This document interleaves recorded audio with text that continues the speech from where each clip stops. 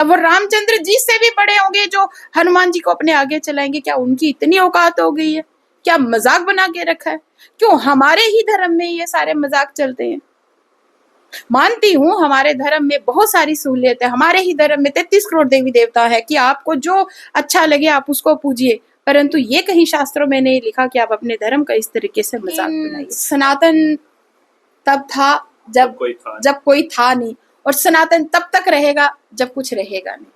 तो कहते हैं मुद्दे लाख बुरा चाहे क्या होता वही होता है जो मंजूर है श्री राम। पार्टी की रैली के लिए कहते हैं ना, यतो धर्मे ततो जयते, जहां धर्म है वहीं पे जय है। अगर धर्म से ही हर कार्य है, सनातन को ही आपने सब कुछ मान के चला, पार्टी के मैनिफेस्ट में भी आप देखेंगे कि कितनी सारी बातें सनातन के लिए, ये धर्म के लिए है, हिंदू राष्ट्र के लिए है, और उस पार्टी की रैली के लिए क्या वो व्यक्ति विशेष इतना बड़ा है? इतना बड़ा राम मंदिर बना, क्या उसकी कोई कमेटी नहीं बनी? क्या उसका कोई बोर्ड तो बना होगा? उसकी एक बाकायदा कमेटी होगी, बोर्ड होगा। अरे छोटे से छोटी भी, हम भी, मेरी भी अपनी एक संस्था है, यदि मेरे को भी कोई 1 रुपए का दान देता है तो हम उसका हिसाब किताब रखते हैं, क्योंकि कल कोई पूछेगा, मेरे से भी अगर कोई पूछता है दीदी, तो वो हमें पता होना चाहिए, हमें पता होना चाहिए। हम भी, आपको पता है मेरी भी हर साल यात्रा जाती है। टारगेट करना सबसे आसान है मुझे लगता है। क्यों? कहाँ कमी है? कमी यहाँ पे है कि आप देखिए, किसी और धर्म के बारे में आज कुछ बोल के तो देखिए, कहना चाहूंगी कि जहाँ पे भगवान एक बार विराजमान होते हैं ना, वो स्थान, उस स्थान के आगे पीछे का हो रहा उतना ही पावन होता है। भले आपको शिवलिंग के दर्शन हो रहे हो या ना हो रहे हो, लेकिन वो स्थान आज भी उतना ही और हमेशा उतना ही जो है पवित्र रहेगा। नमस्कार दोस्तों, आप जुड़ चुके हैं जेके पल्स न्यूज के साथ। जिस तरह आप अपनी मोबाइल स्क्रीन पर एक तस्वीर देख रहे हैं, एक वीडियो देख रहे हैं, जहां एक रैली होती है, रोड शो होता है, जिसके आगे एक पार्टी का झंडा लेकर भगवान श्री हनुमान जी का स्वरूप तैयार होता है। वो डांस भी कर रहा है और पार्टी का झंडा भी उनके हाथ में है।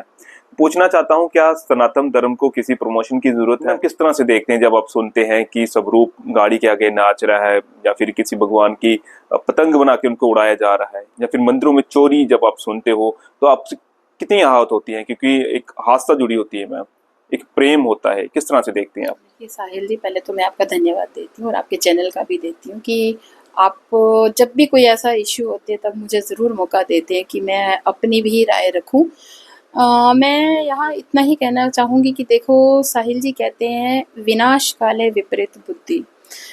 जिस भी पार्टी का, मैं पार्टी का नाम नहीं लूँगी, लेकिन परहेज भी नहीं करूँगी, क्योंकि मेरी जाति, मेरा धर्म किसी पार्टी से नहीं चलता। मेरी जाति, मेरा धर्म, मेरा संस्कार और मेरे अंदर की भक्ति, मेरे सनातन से ही चलता है। जो पार्टी सत्ता में सनातन सनातन सनातन करते हुए आई, जिनके ऊपर लोगों ने अपना पूर्ण विश्वास दिखाया, जिनके ऊपर लोगों ने अपना पूरा दारोमदार छोड़ दिया कि नहीं, यही एक ऐसी पार्टी है जो हमारे धर्म को मजबूती से पकड़ेगी, जिसकी छत्र छाया में भारत विश्व गुरु पे बनेगा, सनातन का पर्चा पूरे विश्व में लहराएगा। अगर उसी पार्टी की रैली के लिए, कहते हैं ना, यतो धर्मे ततो जयते, जहां धर्म है वहीं पे जय है। अगर धर्म से ही हर कार्य है, सनातन को ही आपने सब कुछ मान के चला, पार्टी के मैनिफेस्ट में भी आप देखेंगे कि कितनी सारी बातें सनातन के लिए, ये धर्म के लिए है, हिंदू राष्ट्र के लिए है, और उस पार्टी की रैली के लिए क्या वो व्यक्ति विशेष इतना बड़ा है कि जिसकी रैली के आगे आप भगवान हनुमान जी के स्वरूप को कलाकार के रूप में बनाकर नृत्य करा रहे हैं? क्या आपने हनुमान जी, जो हमारे हनुमान जी हैं, वो चिरंजीवी हैं, 7 चिरंजीवियों में से वो एक चिरंजीवी है, और आप जानते हैं कि श्री रामचंद्र जी के सेवक हैं। केवल वो राम जी के आगे नाचते हैं, वो किसी के लिए भी आगे, किसी के लिए भी नहीं नाचते। वो केवल राम जी के दरबार में, राम कथा में, जहां राम नाम होगा वहां पे केवल हम देखेंगे किसी न किसी रूप में वो नाचते हैं। तो क्या समझ के, क्या सोच के, क्या आप या वो पार्टी के जो व्यक्ति हैं वो धर्म से बड़े हो गए हैं? क्या वो रामचंद्र जी से भी बड़े होंगे जो हनुमान जी को अपने आगे चलाएंगे? क्या उनकी इतनी औकात हो गई है? क्या मजाक बना के रखा है? क्यों हमारे ही धर्म में ये सारे मजाक चलते हैं? मानती हूँ हमारे धर्म में बहुत सारी सहूलियत है, हमारे ही धर्म में 33 करोड़ देवी देवता है कि आपको जो अच्छा लगे आप उसको पूजिए, परंतु ये कहीं शास्त्रों में नहीं लिखा कि आप अपने धर्म का इस तरीके से मजाक बनाइए। और ये सबसे गंदा और सबसे निंदनीय और सबसे ज्यादा मैं कहती हूँ कृत्य जो है ना, ये इसके लिए शब्द नहीं आते हैं कि मैं क्या बोलूं। ये इतना घिनौना कार्य किया गया कि हनुमान जी का स्वरूप लेके कलाकार जो है एक व्यक्ति विशेष की उसमें आगे आगे नाचे। कहाँ मर गए सारे सनातनी? कहाँ पे हैं वो सारे लोग? कहाँ है वो सारे लोग जो धर्म की इतनी बातें करते हैं? अगर आपके धर्म पे इस तरीके से किसी और ने प्रहार किया होता, सारे अभी तक कोई ना कोई दल के लोग जो है ना आगे आगे झंडा लेकर आगे, अपने ही लोग अपने ही धर्म का मजाक बना रहे हैं, अपने ही देवी देवता का मजाक बना रहे हैं। आप लोगों ने क्या चूड़ियां पहन रखी हैं? आपके माध्यम से पूछूंगी उन सभी सनातनियों ने, उन सभी धर्म प्रेमियों ने, उन सभी संत महात्माओं ने क्या अधर्म को देख के धृतराष्ट्र बनने की कसम खा के रखी हुई है? जहां पे अधर्म के लिए बड़े बड़े, जहां अधर्म हो और बड़े बड़े ज्ञानी एक पक्ष का साथ ले जो अन्याय के लिए हो, आपको पता है धृतराष्ट्र के साथी हो, तो वहां पे महाभारत बहुत जल्दी मेरे भाई हो जाती है। तो ये सबसे गंदा और सबसे घिनौना कार्य है। मैं तो बोलती हूँ जल्द से जल्द उस रैली के ऑर्गेनाइजर और जो भी रैली कर रहे थे, पार्टी के अध्यक्ष जो भी रहे हैं, उस पार्टी पे और उस कलाकार पे मुझे लगता है अब तक पर्चा हो जाना चाहिए था। 500 साल के बाद राम मंदिर बनता है और उसी में चोरी हो जाती है। जो चढ़ावा वहाँ लोग प्रेम से देते हैं, आस्था के साथ देते हैं, तो वहीं पर चोरी हो जाती है। किस तरह से आप देखते हैं मैम? देखिए साहिल जी, कुछ चीजें तो इसमें जांच का विषय है, उसमें मैं नहीं आना चाहूंगी क्योंकि सच क्या है अभी तक पूरी तरीके से जो है साबित नहीं हुआ है। तो ये बड़ी जल्दी होगा किसी को कहना कि चोरी हुई है या नहीं हुई, लेकिन कमियां जरूर हैं। मैं उन कमियों के बारे में कहूंगी। आपने ऐसा समय आने ही क्यों दिया? क्या इतना बड़ा राम मंदिर बना, क्या उसकी कोई कमेटी नहीं बनी? क्या उसका कोई बोर्ड तो बना होगा? उसकी एक बाकायदा कमेटी होगी, बोर्ड होगा। अरे छोटे से छोटी भी, मेरी भी अपनी एक संस्था है, यदि मेरे को भी कोई 1 रुपए का दान देता है तो हम उसका हिसाब किताब रखते हैं, क्योंकि कल कोई पूछेगा, मेरे से भी अगर कोई पूछता है दीदी, तो वो हमें पता होना चाहिए, हमें पता होना चाहिए। हम भी, आपको पता है मेरी भी हर साल यात्रा जाती है, कई लोग अपनी श्रद्धा से उसमें पैसा देते हैं, तो हम सबका हिसाब जो है ना साथ साथ में लिखते हैं, साथ साथ में पर्ची देते हैं कि भाई साहब आपने दिया, या बहन जी या माता जी आपने जो भी चढ़ावा दिया ये उसका जो है। ये तो छोटा सा कार्य मैं मानती हूँ। जहां लाखों करोड़ों का चढ़ावा चढ़ रहा है, क्या वहां सारे बोर्ड मेंबर सोए हुए हैं? आपने ऐसा समय आने, आज एक 15 दिन के या 20 दिन के बाद आप वो सारे जो है चीजें दोबारा जनता के समक्ष जो पेश की गई कि ये रहा काकभूषणी, ये रहा वो चांदी जो आप बोल रहे हो, और ये चढ़ावे की रसीदें हैं, ये तो पहले कहाँ थे? पहले ये समय आया ही क्यों? ऐसा क्या हुआ कि ये सारी चीजें बाहर आई हैं?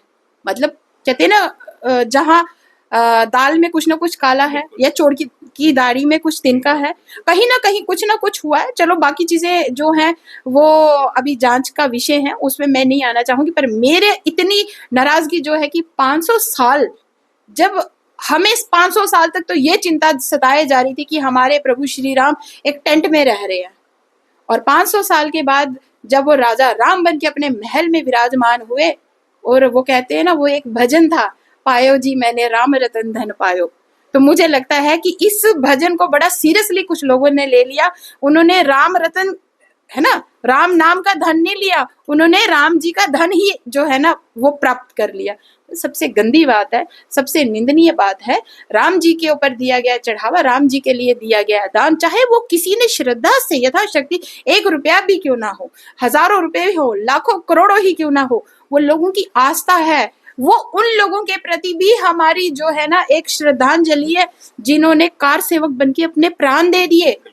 आपको इस चढ़ावे से कम उन परिवारों की मदद करनी चाहिए थी, उन परिवार के बच्चों के लिए आपको सोचना चाहिए था। जितने कार सेवक मारे गए, जितने लोगों ने अपनी जानें दी, कितने लोगों को सरयू नदी में बहा दिया, फेंक दिया, पत्थर बांध के उनको मार दिया गया, आपने उनके परिवारों के लिए क्या किया? कमेटी में, मेंबर में, बोर्ड में उन लोगों को कहाँ पे स्थान दिया गया? अगर आपको इस तरीके से ही खजाना लुटाना है तो उनके बच्चों के भविष्य के लिए करो, जिनके परिवार वालों ने अपनी जाने जो है ना भगवान के, वो तो अमर हो गए, क्योंकि भगवान और धर्म के लिए जो मरता है, देश के लिए जो अपने प्राण देता है ना, वो अमर हो जाता है, वो तो अमर हो गए। लेकिन आप भी कुछ पुण्य कमा लेते, क्या आपको लगता है इन पैसों से हॉस्पिटल या फिर स्कूल बन सकता था या बनाया जाता? देखिए, मैं यहाँ स्कूल नहीं बोलना चाहूंगी, मैं यहाँ पे गुरुकुल जरूर बोलना चाहूंगी, क्योंकि सनातन की परंपरा किसी स्कूल के रास्ते से होके नहीं निकलेगी साहिल जी। सनातन को अगर आज जिंदा रखना है, अपने धर्म को आज अगर हमें धर्म को फिर से जो है ना उसको गाड़ना है, मजबूती से गाड़ना है, तो हमें गुरुकुलों की जो है ना जरूरत है आज समाज में। तभी हम कहते हैं, और आपको पता है देवकी नंदन ठाकुर जी जो है उनका भी यही कहना है, और बड़े बड़े संतों महंतों का यही कहना है कि जहां देवालय वहां विद्यालय। विद्यालय का कहने का मेरा अर्थ है कि वहां गुरुकुल। और ये व्यवस्था जो है इन पैसों से, इन्हीं पैसों से जो है ये व्यवस्था हो सकती है। आज भारत में आप देखें कितने ऐसे बच्चे हैं जिनको शिक्षा नहीं मिल रही है। आज आप सरकारी स्कूलों का स्तर देखिए, क्या कोई भी अच्छे घर का बच्चा सरकारी स्कूल में फ्री में एजुकेशन ले सकता है? नहीं ले सकता है। आज आप जो जितना भी एजुकेशन का सिस्टम चल रहा है, क्या आप उससे सेटिस्फाई हैं? आए दिन आपको सुनने को मिलता है फीसें बढ़ा दी गई, आए दिन आप देखें यूनिफॉर्म का है। तो ये सारे बोर्ड ना सिर्फ एक मैं कहती हूँ राम मंदिर का ही पैसा, मैं कहती हूँ जितने भी मंदिर हैं, हमारे भारत के मंदिर इतने सक्षम हैं, हमारे मंदिरों में इतना चढ़ावा है और इतना चढ़ता है कि जिससे भारत की अर्थव्यवस्था और भारत की शिक्षा दीक्षा जो है ना एक उच्च स्तर पे लाई जा सके। नालंदा यूनिवर्सिटी अगर खत्म हो गई थी तो फिर से एक वैसी ही यूनिवर्सिटी को सारे मंदिरों के पैसे से मिला के उनसे मंदिरों से डोनेशन लेके, मुझे लगता है कि एक यूनिवर्सिटी ऐसी फिर से विश्व में बनाई जा सकती है, जो बनी भी है, लेकिन और कईयों का अभी जरूरत भी है। जिस तरह आप सोशल मीडिया यूज करते हैं, फोटो काफी ज्यादा वायरल हो रही है, जो कुछ सालों पहले शिवलिंग जो दिखाया जाता था वो काफी महीने तक रहता था, लेकिन जब से ये यात्रा स्टार्ट हुई महज 4 या 5 दिन के बाद वो शिवलिंग विलुप्त हो जाते हैं, पिघल जाते हैं। क्या रीजन आपको लगता है मैम? देखिए, इसके पीछे के रीजन साहिल जी आप भी जानते हैं, तो ग्लोबल वार्मिंग कहेंगे। जिस तरीके से आए दिन आप देख रहे हैं कि हमारे जो चेंजेस आया है इकोसिस्टम में, जो चेंजेस आया है, एक कारण वो भी है। दूसरा कारण ये भी है कि जितनी ज्यादा डेवलपमेंट होगी ना, उतनी ज्यादा जो ओरिजिनलिटी है, उतनी ज्यादा चीजें जो है ना वो उस तरीके से आपको उस फॉर्म में आपको नहीं मिलेंगी। लाखों लोगों का जाना, गाड़ियों का जाना, और उतनी सुविधाएं वहां पर, आज आपको पता गाड़ियां कहाँ तक जा रही हैं, उनसे पोल्यूशन उठना, लोगों को भी, जो इतने लोग जाते हैं। पहले यात्रा जो थी मेरे ख्याल से 1 महीने की ही हुआ करती थी, अब तो इसको 1.5 महीने 2 महीने का कर दिया। तो मुझे लगता है जो चीजें जैसे है ना उसको उसी समय, वो जो चीजें पुराने हमारे लोगों ने चलाई थी ना, वो देख के, मौसम को, हर चीज को देख के चलाई थी। तो ऐसा मैं लोगों से बोलना चाहूंगी, इसको किसी अंधविश्वास के साथ ना जोड़े। ये पुनः शिवलिंग पुनः बनता है। आप देखेंगे कि जब पूर्णमासी आती है ना, रक्षाबंधन पे जब छड़ी जाती है, पुनः होते हैं। हाँ, कुछ लोगों को जो है ना ये लग रहा है कि शायद हमें दर्शन नहीं हुए, लेकिन मैं उनको कहना चाहूंगी कि जहाँ पे भगवान एक बार विराजमान होते हैं ना, वो स्थान, उस स्थान के आगे पीछे का हो रहा उतना ही पावन होता है। भले आपको शिवलिंग के दर्शन हो रहे हो या ना हो रहे हो, लेकिन वो स्थान आज भी उतना ही और हमेशा उतना ही जो है पवित्र रहेगा, और आपका वहां पहुंचना ही आपके दर्शन है। इसको किसी चीज के साथ, अंधविश्वास के साथ मैं नहीं जोड़ना चाहती। ये ग्लोबल वार्मिंग है, आप देख रहे हैं, आए दिन आप देख रहे हैं कहाँ कहाँ क्लाउड ब्रस्ट हो रहे हैं। ये मौसम की हेरफेर है, इसमें भगवान किसी से नाराज नहीं है। भगवान का ऐसा कोई भी रास्ता नहीं है नाराज होने का, वो इस तरीके से नाराजगी नहीं जताते हैं। ये हमारी गलतियां हैं जो हमें भोगनी पड़ रही हैं। मैं एक बात जानना चाहता हूँ, क्या सनातन धर्म को टारगेट करना सबसे आसान है? मुझे लगता है। क्यों? कहाँ कमी है? कमी यहाँ पे है कि आप देखिए, किसी और धर्म के बारे में आज कुछ बोल के तो देखिए, आप बोल के देखिए, आप बोल के देखिए, आप अगर कुछ बोलेंगे तो शाम तक आपके घर तोड़ दिए गए होंगे, अगले दिन आपकी गर्दन काट दी गई होगी। हमारे सनातन में अब मुझे लगता है कि सेकुलरिज्म का हमारे में ना सेकुलरिज्म का कीड़ा ज्यादा लग गया हुआ है। हम हर बात को आए गए में कर देते हैं, तो इसलिए सनातन को टारगेट करना बहुत आसान हो गया है। लेकिन सनातन तब था जब कोई था नहीं, और सनातन तब तक रहेगा जब कुछ रहेगा नहीं। तो कहते हैं मुद्दे लाख बुरा चाहे, क्या होता वही होता है जो मंजूर श्री राम होता है। धन्यवाद हमसे बात करने के लिए मैम। धन्यवाद। तो ये थे डॉक्टर पूनम शर्मा जी, पूरी आपने इनकी बात सुनी।